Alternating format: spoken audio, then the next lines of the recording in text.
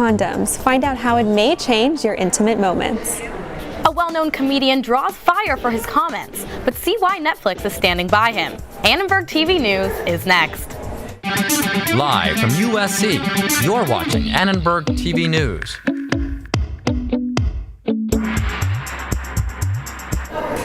Millions of Dodger fans are hoping tonight's game is not the last of the season. Good evening, I'm Gabriella Rudy. I'm Marilyn Parra. Dodger Stadium is filling up right now for the do-or-die game against the Giants. Sports reporter Skyler Trepel is here with more. It's now or never for the LA Dodgers, as the reigning world champs are in danger of being eliminated after losing to the Giants last night. The Dodgers are the talk of Los Angeles tonight, so we went down to El Compadre, a popular restaurant near Dodger Stadium where fans go to show support for their team. We asked them about the Dodgers' chances tonight. To be honest with you, I think this is going to be their toughest series. I mean, obviously, you win 107 games, you're not a fluke. So if they can get past the Giants, I really don't see any big obstacles that they can't go all the way. It means everything. I mean, first of all, we won the World Series last year, but fans weren't able to really go to the game, so that's another reason why this game is so big. Dodger fans at Felipe's are hoping for a repeat of last year. The fans, this is the 12th player, and I think that we're going to do it. We're going to do it. I think the fan base is excited for what can be, but I think that if they're like me, they're feeling pretty anxious and hoping that we win. Well, the whole pandemic, we didn't get to enjoy it, the full, excitement of being at the actual stadium or just having people in the stadium. We'll have more on the Dodgers and who's on the mound tonight, coming up later in sports. Jon Gruden has resigned as head coach of the Las Vegas Raiders after emails containing racist, homophobic, and misogynistic language were recovered. He apologized for his comments on Sunday. I apologize for the insensitive remarks. I had I had no racial intentions with those remarks at all. One of Gruden's biggest racist offenses was to the head of the NFL Players Association, DeMaurice Smith.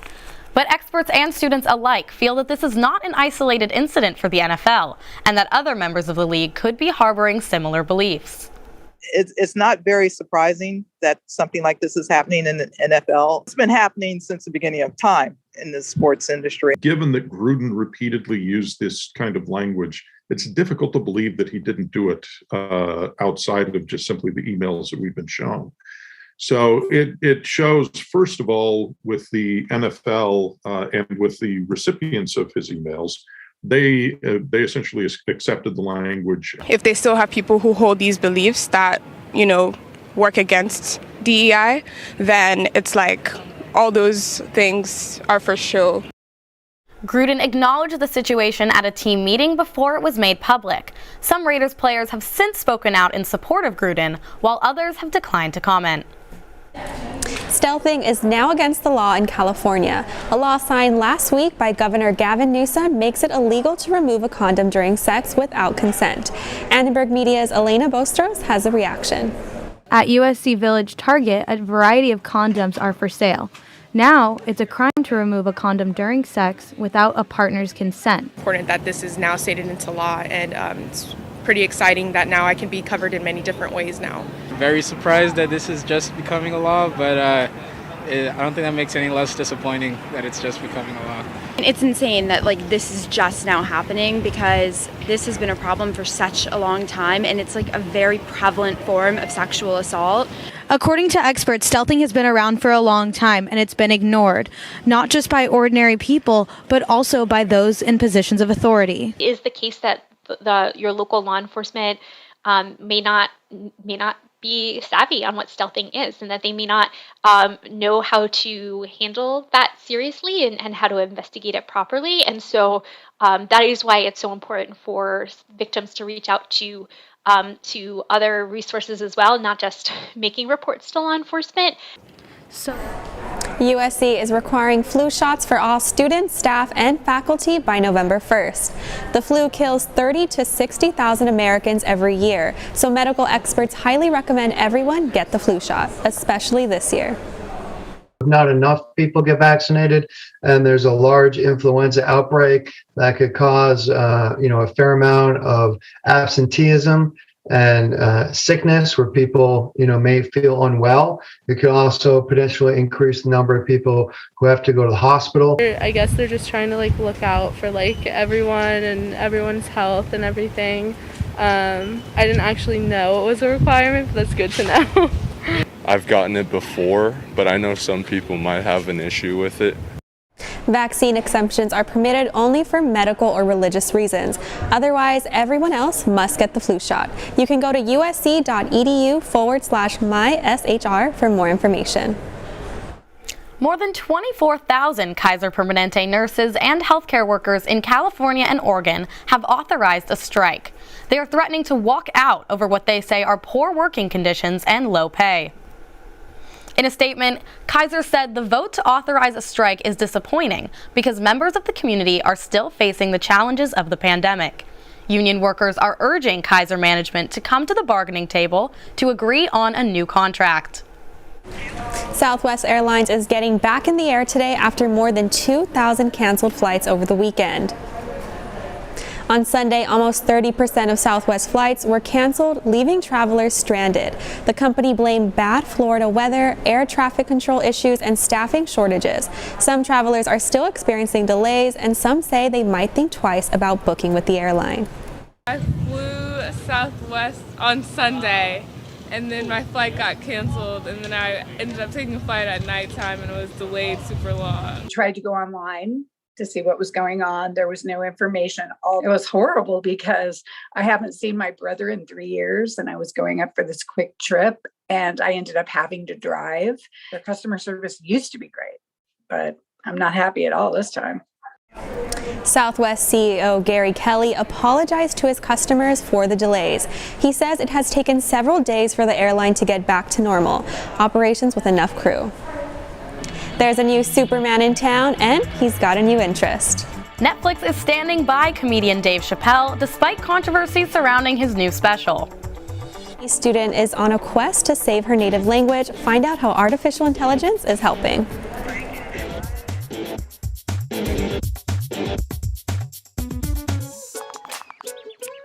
Worried your friend's struggling but don't know how to reach out? You could say how are you or get a fake tattoo. You could ask with an app if it works for you. You could write him a text or knit him a sweater. If you can't be together, you could write him a letter. Whatever gets you talking. Whatever gets you talking.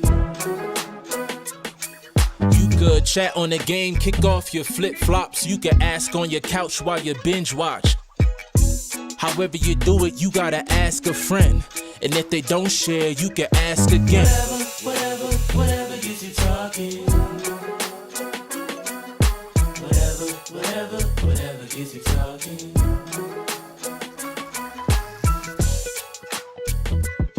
There are a lot of ways to reach out to a friend about their mental health. Learn how you can help at seizetheawkward.org.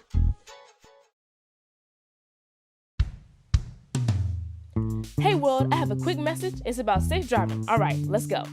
Anytime you're driving, have the seatbelt buckled tight. Both hands on the wheel and your phone out of sight. When not in your hand trying to text somebody back. Because if you do, your car might get smacked. The moral of the story, just put your phone down. The people on the road will stay safe and sound. Put your phone down, put your phone down. People on the road will stay safe and sound. Yeah.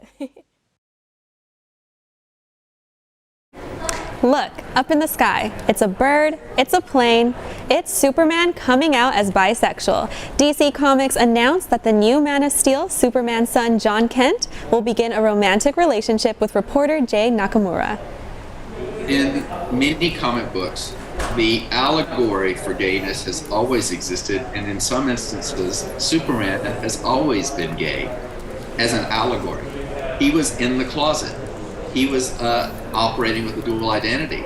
There was a part of him that was working very hard to be this responsible member of society, But he couldn't let people know that underneath all that was this other alien sense of superpowers that were always something he had to keep secret.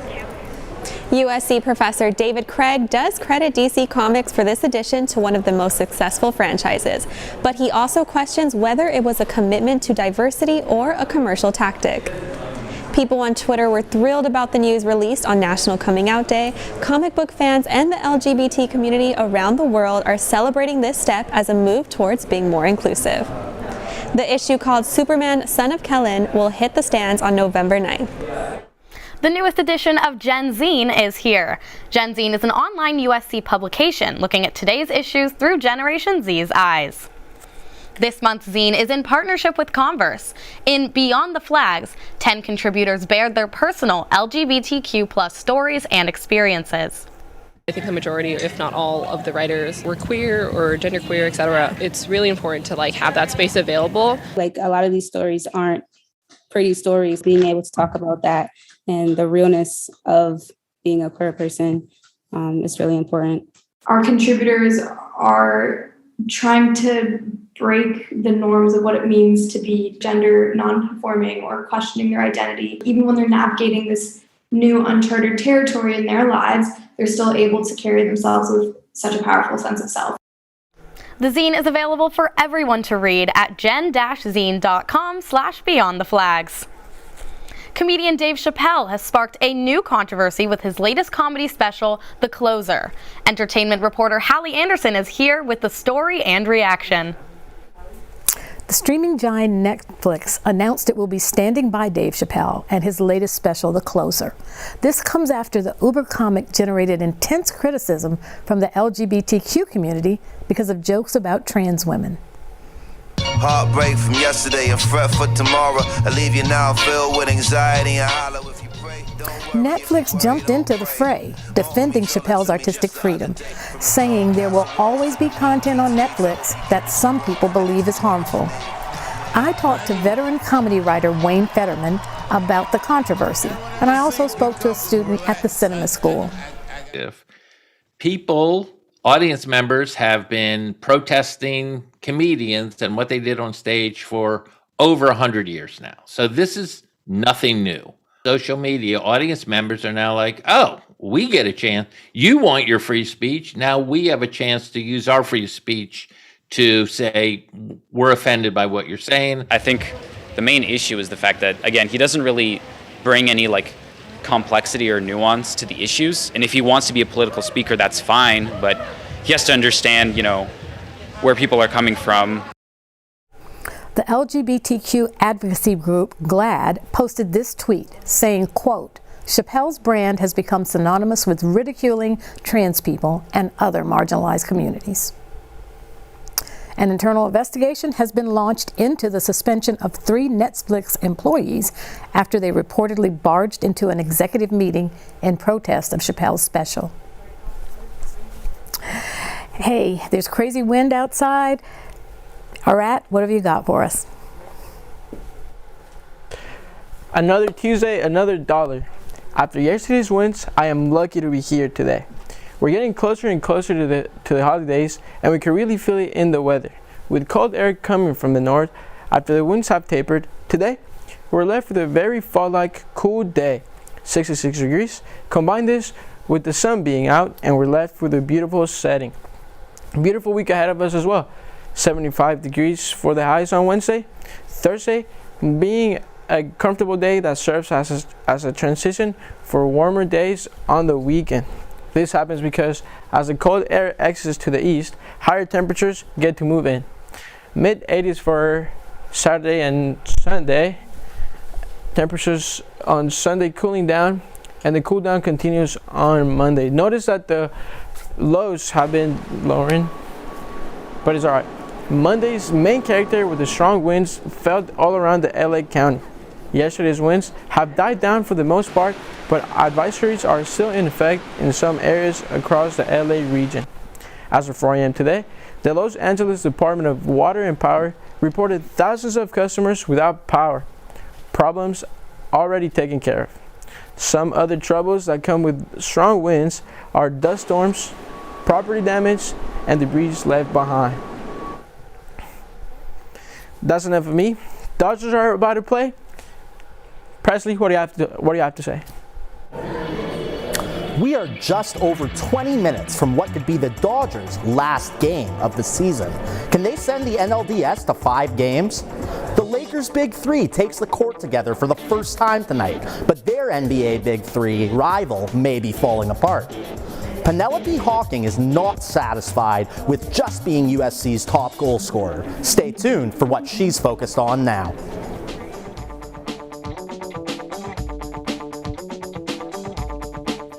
Leaving hot coals improperly extinguished can cause a wildfire. Hey guys, it's Smokey! It looks as if Smokey is going to use the drown, stir, drown and feel technique. After the first drown, a good start.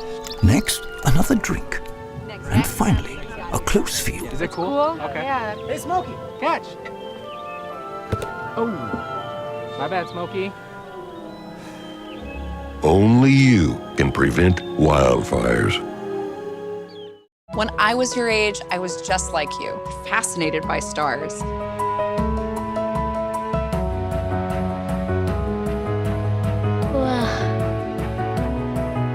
But now I get to search for life in the universe. And who knows, maybe life is looking for us too. So we're like aliens to them? Yeah. Does anyone want to be a scientist now? I do. Awesome. We need more girls in STEM. Maybe we can find aliens. I'll never forget the day our landlord called and said, read your lease. No pets allowed. My owner tells him my dog ate the lease, but that didn't work. And now I'm stuck in a shelter. But this pit bull is ready for a new crib. I'm loving, loyal, and play well with others. So don't be intimidated by all my muscles, because the biggest one I have is my heart. That's right, I said it.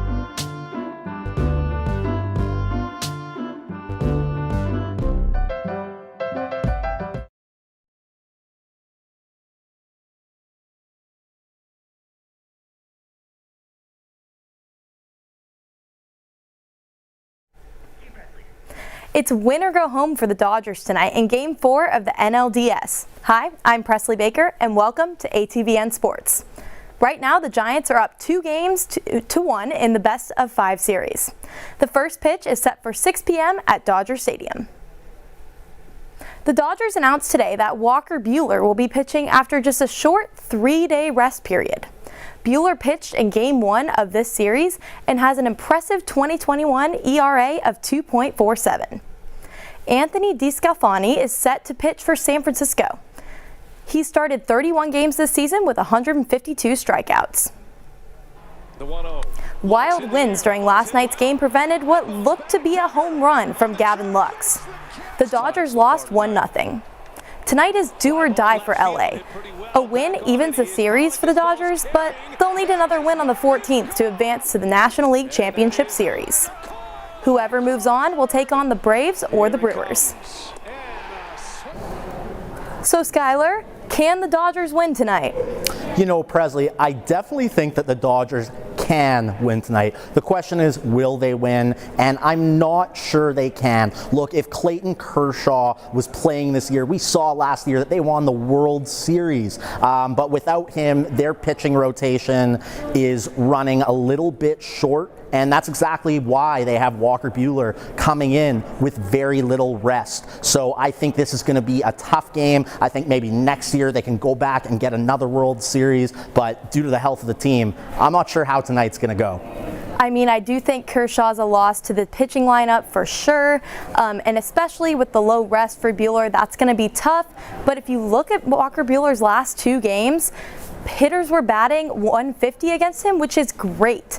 And he had 16 strikeouts the past 2 games, 8 in one game, 8 in the other game. That's really impressive numbers for a pitcher, and I think that he can fill that hole left by Kershaw pretty well.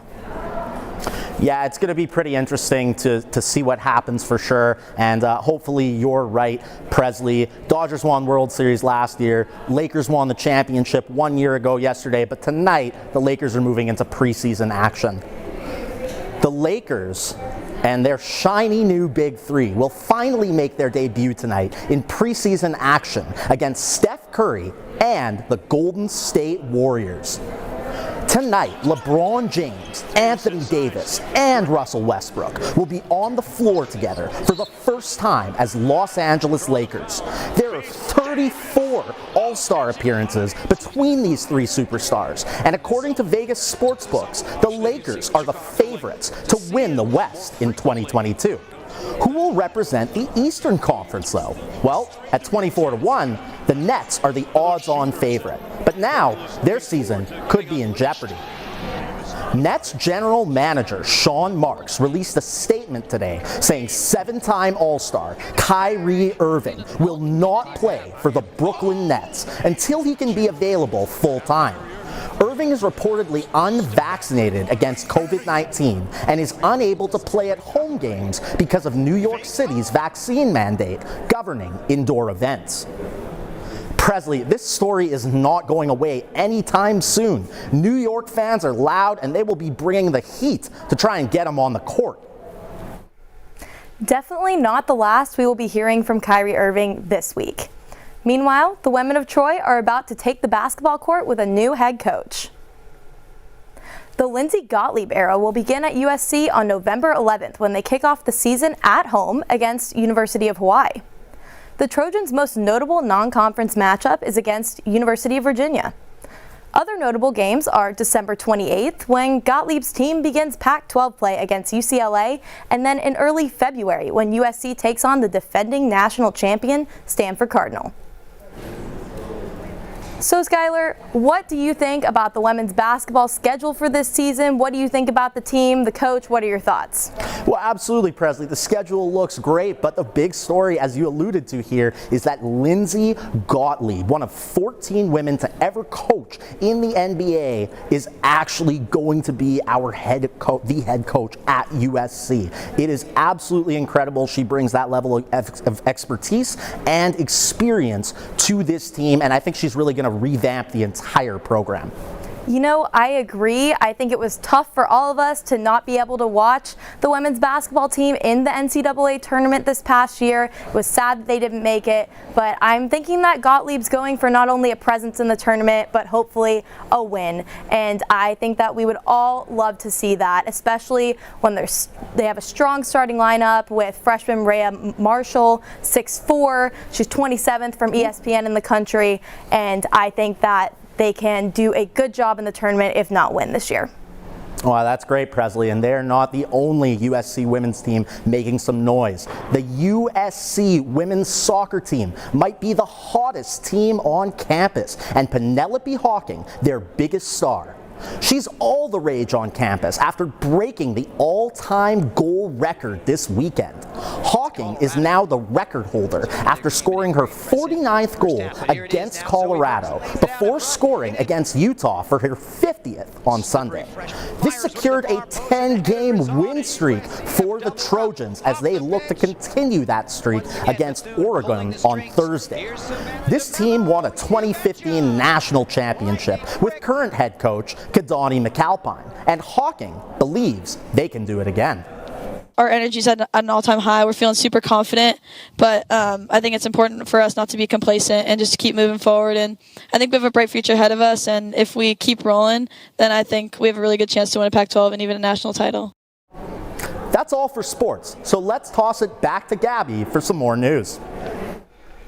Coming up next, the path to save an indigenous language, how tech and linguistics are making a difference.